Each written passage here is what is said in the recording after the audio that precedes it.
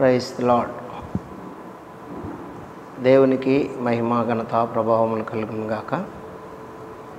ప్రేమైనటువంటి జీవము కలిగిన దేవుని కుటుంబమా, దైవ సమాజమా, దేవుడు మనల్ని ప్రేమించి మరొక నూతన దినము బుధవారాన్ని ప్రభు మనకి ఇచ్చినందుకు దేవాతి దేవునికి హృదయపూర్వక కృతజ్ఞతాస్తుతులు చెల్లిద్దాం. హల్లెలూయా. ఒక విషయాన్ని గమనించండి ప్రియా దైవజనమా, మనకు బుధవారము కర్మేలు ప్రార్థన ఉంటుంది.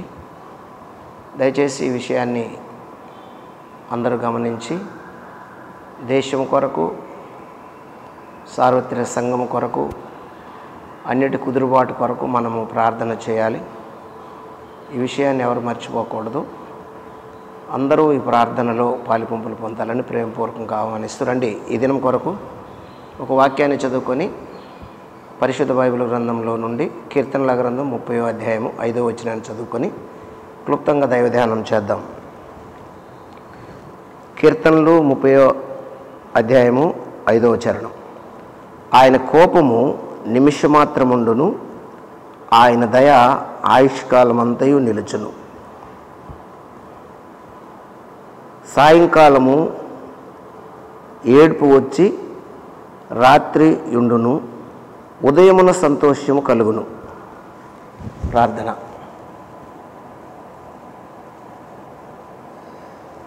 పరిశుద్ధుడు, ప్రేమ కలిగిన తండ్రి, స్తోత్రాలు కృతజ్ఞతలు చెల్లిస్తున్నాను ప్రభువా.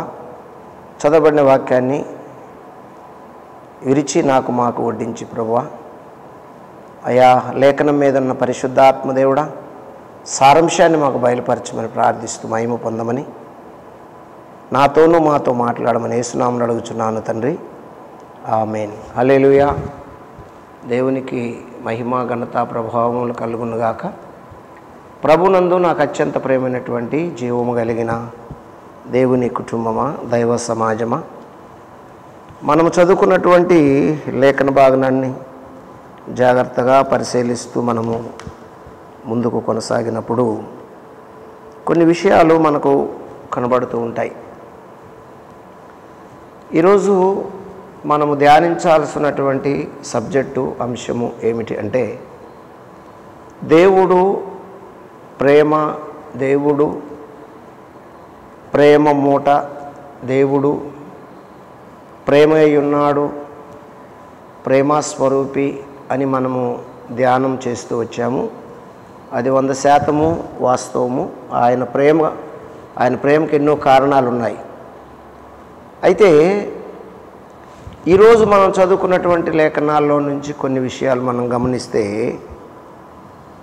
దేవుడు ప్రేమ గనుక కోపించువాడు ప్రేమ లేనివాడు, కోపించువాడు ఒక ప్రేమను రుచి చూడని వాడు, కోపించు వానిలో దేవుడు లేడు అనే కోణాలు, లేదంటే ఆ విధంగా భావించేవారు చాలామంది మనకు కనిపిస్తూ ఉంటారు. అంటే కోపం అంటే ఒక పాపము, కోపం అంటేనే ఒక పాపము, కోపం అనేది దేవునిలో లేదు అన్నట్లు కోపాన్ని చాలా ద్వేషిస్తూ చూస్తూ ఉంటారు. అంశం మీద కొన్ని విషయాలు మనం లేఖన ఆధారాలతో క్లుప్తంగా కొన్ని విషయాలు మనం ధ్యానం చేయబోతున్నాము. దేవుని బిడ్డలా, కోపం అనేది ప్రేమకు పూర్తిగా విరుద్ధమైనటువంటి భావోద్రేకమని అనేకులు భావిస్తూ ఉంటారు. ఎందుకని? కోపపడే అతడిలో ప్రేమ లేదు, అతడు ఆ ప్రేమ లేదు అని సామాన్య ప్రజలు, లేదంటే చాలామంది వ్యక్తులు ఆ విషయం మీద ఆలోచిస్తూ కోపపడే వ్యక్తిలో ప్రేమ లేదు, ప్రేమ ముద్ద లేదు, ప్రేమ మూట లేదు, క్రీస్తు లేడు అనుకుంటూ ఉంటారు. అంత మాత్రాన అలా అనుకొని కోపాన్ని పూర్తిగా ద్వేషించడం అనేది న్యాయము కాదు. ప్రేమలో కోపము కూడా ఒక భాగం అనేది మనం అర్థం చేసుకోవాలి. అయితే అదే ఆలోచన ధరలలో చాలామంది దేవుని గూర్చి కూడా ఆలోచిస్తారు. సామాన్య జనము దేవుడు ప్రేమ అయి ఉన్నాడు కనుక ఇక దేవునిలో కోపం అనేది దేవునిలో కోపము అనేదే లేదని చాలామంది యొక్క అభిప్రాయం. దేవుని కోపాన్ని గురించి మాట్లాడడానికి చాలామంది ఇష్టపడరు. అసలు దేవునికి కోపము వస్తుందంటేనే చాలామంది ఒప్పుకోరు. దేవుని కోపం వస్తుందంటే చాలామంది ఒప్పుకోరు. ఎందుకనంటే ప్రేమామయుడు, ప్రేమై ఉన్న దేవుడు ప్రేమే కదా, ఆయనకు కోపం రావటం ఏమిటండి అని చాలామంది ప్రశ్నిస్తూ ఉంటారు. వాళ్ళ యొక్క వ్యక్తిగత అభిప్రాయాలు కూడా చూపిస్తూ ఉంటారు. ఏమిటండి అంటారు. ఇటువంటి ఆలోచన ధోరణి పూర్తిగా తప్పు. ఇటువంటి ఆలోచన ధోరణి పూర్తిగా తప్పు. ప్రియా దైవజనమ, ఎందుకు తప్పు అని అంటున్నాము? ఏంటి దాని యొక్క సారాంశం అంటే, తప్పు కేవలము అజ్ఞానంలో పుట్టినటువంటి అభిప్రాయం. దేంట్లో? ఇటువంటి ద్వారాని, ఇటువంటి ఆలోచన విధానము. ఎటువంటి ఆలోచన విధానము? కోపపడేవాళ్ళు దేవుడు లేడు, అసలు కోపం దేవుడికి ఎందుకు ఉంటుంది, కోపము దేవుని అసలు ఏమి చింతాకంత లేదు అనే అభిప్రాయము అజ్ఞానంలో నుంచి పుట్టినటువంటి ఆ ఆలోచన అని మనము ఈరోజు గమనించవలసినటువంటి విషయం అన్నది. దేవుడు ప్రేమ ఉన్నాడు అని చెప్పి బైబిల్ గ్రంథము దేవునిలోనే కోపము ఉందని కూడా ఎన్నో సందర్భాలలో బట్టబయలు చేసినటువంటి లేఖనాలు తెలియచేస్తున్నాయి. ప్రియా దైవజన్మ, ప్రేమ అనేది దేవునిలో ఒక భాగము, దేవుని తత్వములో ప్రధాన భాగము. ఏమండి?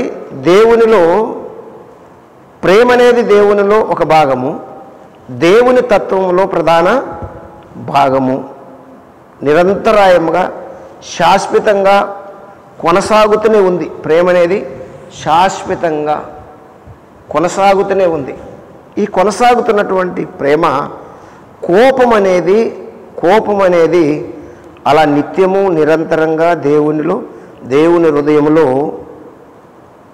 హృదయంలో మండుతూ ఉండేది కాదు. ఇది మనం అర్థం చేసుకోవాలి. కోపం అనేది దేవుని హృదయంలో నిత్యము మండుతూ ఉండేది కాదు. ఆయన కోపము నిమిషం మాత్రము ఉంటుంది. ఆయన దయ మాత్రము ఆయుష్ కాలమంతయు నిలిచి ఉంటుంది అని ఎవరన్నారు? దావీదు భక్తుడు. మనం చదువుకున్నటువంటి వాక్య భాగంలో ఏమనుందంటే, ఆయన కోపము నిమిషం మాత్రముండును, ఆయన దయ ఆయుష్కాలమంతయు నిలుచును.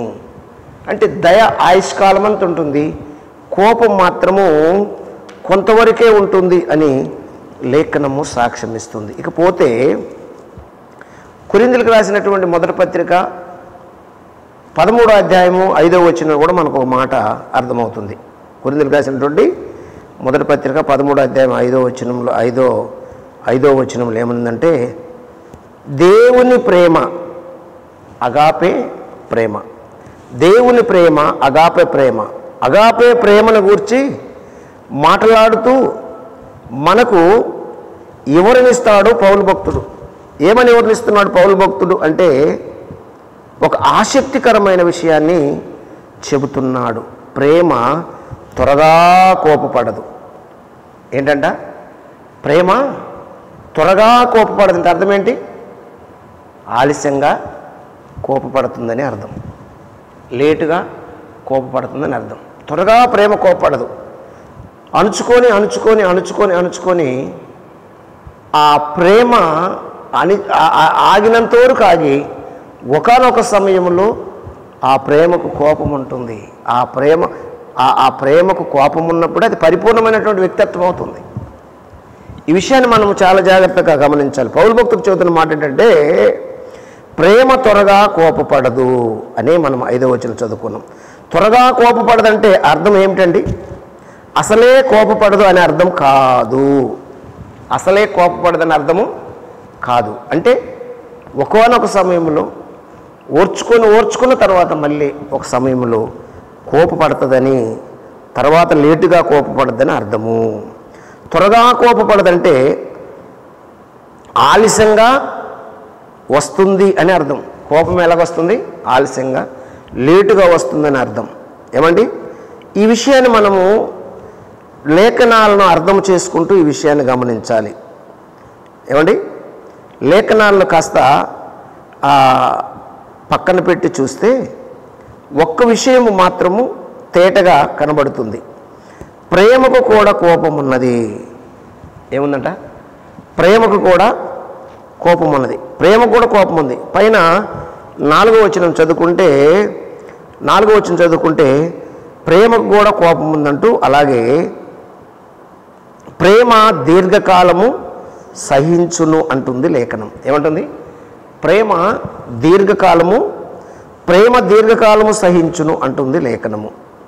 దీర్ఘకాలము సహిస్తుందంటే ఎంతకాలము అలా సహిస్తూ ఉంటుంది? ఎంతకాలం అలా సహిస్తూ ఉంటుందని అర్థం. ఏమండి, అంటే పూర్తిగా సహిస్తుందనా? దీర్ఘకాలము అంటే చాలా కాలము సహిస్తుంది. తర్వాత ప్రేమ కూడా తన సహనాన్ని కోల్పోయే పరిస్థితి వచ్చినప్పుడు ప్రేమ కూడా కోపము తెచ్చుకుంటుంది అనే విషయాన్ని మనము మరిచిపోకూడదు. దియా ప్రియ దైవజనమ, గమనించాలి. ప్రేమయ్య ఉన్న దేవుడు అప్పుడప్పుడు తాను సహనాన్ని తాత్కాలికంగా విడిచిపెడతాడనే విషయము ప్రేమలో ఉన్నటువంటి దేవుళ్ళు ఉన్నటువంటి కోపము తెచ్చుకుంటాడు. ఎందుకంటే అసలు ఎప్పుడూ ఎప్పుడు కోపపడరని కాదు. కోపము రాకపోవటము పరిపూర్ణత్వము కాదు. కోపము రాకపోవటం పరిపూర్ణత్వము కాదు అనే విషయాన్ని మనము జాగ్రత్తగా అర్థం చేసుకోవాలి ప్రియ దైవజనమ. అదే ఒక బలహీనత అవుతుందని, కళ్ళ ముందు ఏమి జరుగుతున్నా, ఎంత ఘోరమైనటువంటి అక్రమము అన్యాయము జరుగుతున్నా ఎన్నడూ కోపించుకొనని వాడు ఏమవుతాడు అసలు? ఏమండి, ఎన్నడూ కోపించిన వాడు మహానుభావుడు కాడు. ఏమండి, మహానుభావుడు ఎలాగవుతాడు? ఎన్నడూ కోపించిన వాడు మహానుభావుడు కాడు. ఎందుకంటే తన కళ్ళ ముందు దుష్కార్యము అన్యాయం జరుగుతుంటే దాన్ని ప్రశ్నించటం కానికి వచ్చిందే కోపము. ఏంటది? అలా దుష్కార్యము అన్యాయం జరుగుతుంది అని చెప్పటమే కోపము. అందులో ఒక న్యాయమైనటువంటి విధి విధానం ఉందనేది మనము ఏమండి అర్థం చేసుకోవాలి. ఒక విధమైనటువంటి మోసకర ఏమండి ఈ అడగని దాన్ని ఏమంటారంటే ఒక విధమైనటువంటి మోసకర రోగము. ఏమండి, ఒక విధమైనటువంటి మోసకరమైనటువంటి రోగమని అనిపించుకుంటాడు. అటువంటి దేవుని వల్ల లోకానికి ఏమీ ప్రయోజనం లేదు. ఏది జరుగుతున్నా చూస్తావు అమాయకుడిలాగుంటే దానివల్ల లోకానికి కానీ విశ్వానికి కానీ విశ్వ సమాజానికి కానీ మేలు ఏమీ ఉండదనేది మనం అర్థం చేసుకోవాలి. అది విశ్వసనీయత కాదు. ఏమండి, కోపము గల దేవుడు కొన్ని శాసనాలను నియమించి ఆ శాసనాలను జరిగించాలని ఏమండి ఈ విశ్వ యొక్క ఈ శాసనాలకు ఎటువంటి భంగము కలగకుండా తన రాజ్య పౌరులు కొందరు అదే ప్రకారంగా దైవ శాసనాలను పాటించాలి, దైవత్వాన్ని పాటించాలని దేవుడిచ్చినటువంటి ఆ న్యాయ శాసనాలను వాటిని ఏం చేస్తున్నారంటే పాటిస్తూ వస్తున్నటువంటి విధానము మనము చూస్తున్నాము. ప్రియమైనటువంటి వారులారా, ఒక్క విషయం చూస్తే ఇక్కడ సమయం అయిపోతుంది కాబట్టి త్వరగా మనం ఒక విషయం చూడాలి.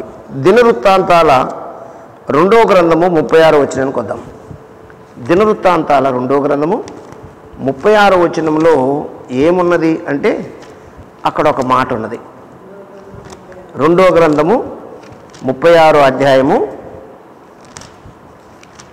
36వ అధ్యాయం 16వ వచనంలో ఒక మాట చదువుకుందాం. చూడండి, 36:16వ వచనంలో ఏమని ఉందంటే, అక్కడ 16వ వచనంలో వారు దేవుని దూతలను ఎగతాళి చేయుచు ఆయన వాక్యమును తృణీకరించుచు ఆయన ప్రవక్తలను హింసించుచు రాగా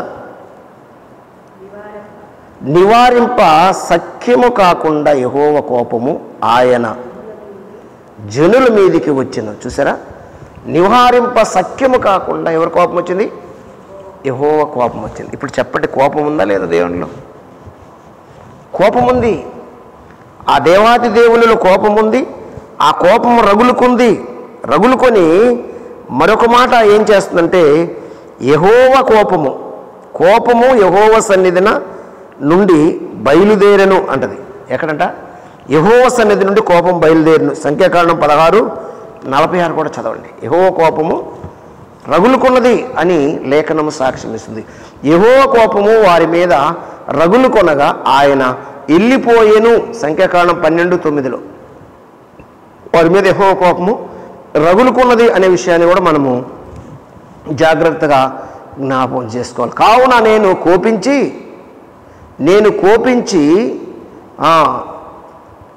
కోపించి వీరినిప్పుడు నా విశ్రాంతిలో ప్రవేశించకుండా ప్రమాణము చేసి తిని.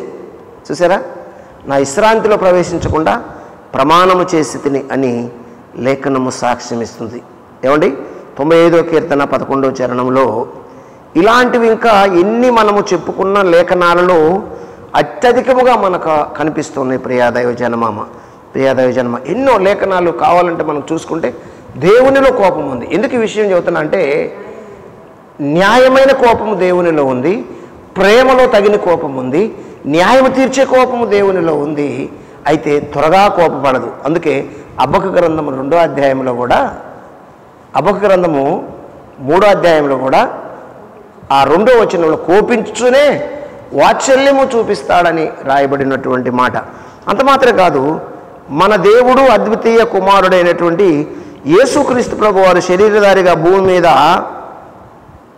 భూమి మీద జీవించినటువంటి సందర్భాల్లో కూడా ఆయన కోపము అనేది కొన్ని సందర్భాలలో కనబడుతుంది. యెరూషలేము దేవాలయంలో కొందరు వ్యాపార కేంద్రముగా దొంగల గుహగా మార్చినప్పుడు యేసు తాళ్లతోనూ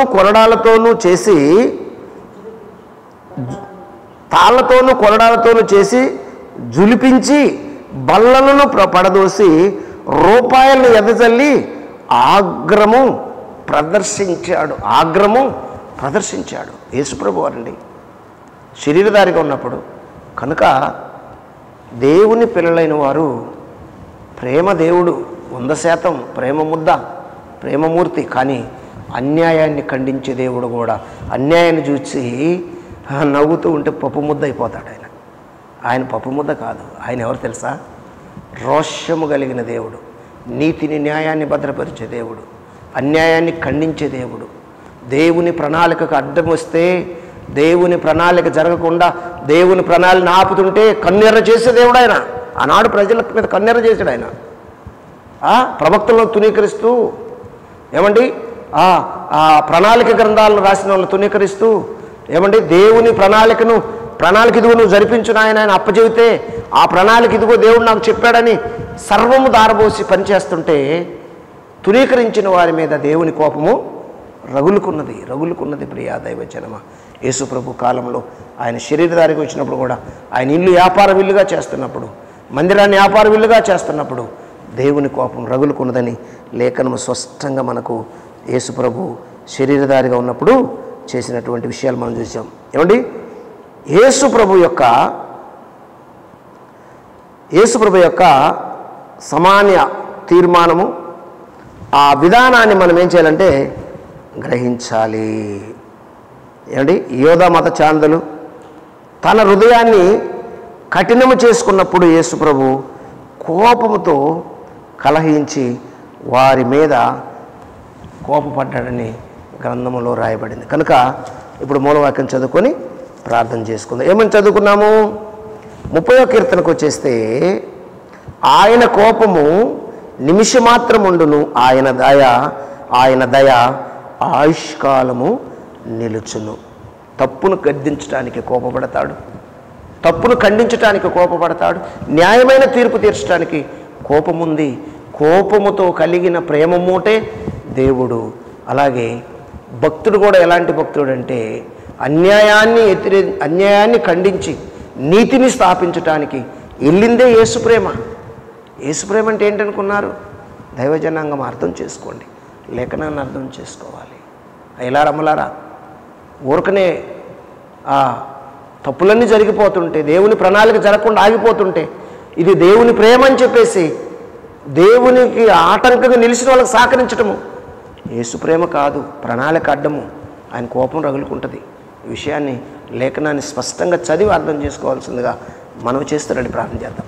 పరిశుద్ధుడు, ప్రేమ కలిగిన తండ్రి, స్తోత్రాలయ్యా. చదవబడిన వాక్యాన్ని అయ్యా మీరు వివరించారు, అందరికీ అర్థమయ్యేలా కృప చూపించమని ప్రార్థిస్తూ, ఇదిగో తండ్రి, ఈ నూతన దినములో ఈ ఉదయకాల సమయంలో నీ పిల్లలతో మాట్లాడుతూ వచ్చారు. దినదీవిన దినరక్షణ దయచేయండి. వాక్యాన్ని ప్రభా పూర్తి వినడానికి మనసు ఇవ్వండి, సమయం ఇవ్వండి ప్రభా. కృప చూపించండి దేవా. స్తోత్రాలు చెల్లిస్తూ మహిమ ఘనత ప్రభావాలు పొందమని, నీ దయగలిగిన హస్తముంచమని, వారి పనిపాట్లంతట్లో మీరే తోడుగా ఉండి నడిపించమని, చిన్నమని పాసంగా చేర్చుకోమని యేసునామములో స్తుతించి ప్రార్థిస్తున్నాను తండ్రి. ఆమేన్. God bless you. దేవుడు మిమ్మల్ని దీవించి ఆశీర్వదించును గాక. ఆమేన్.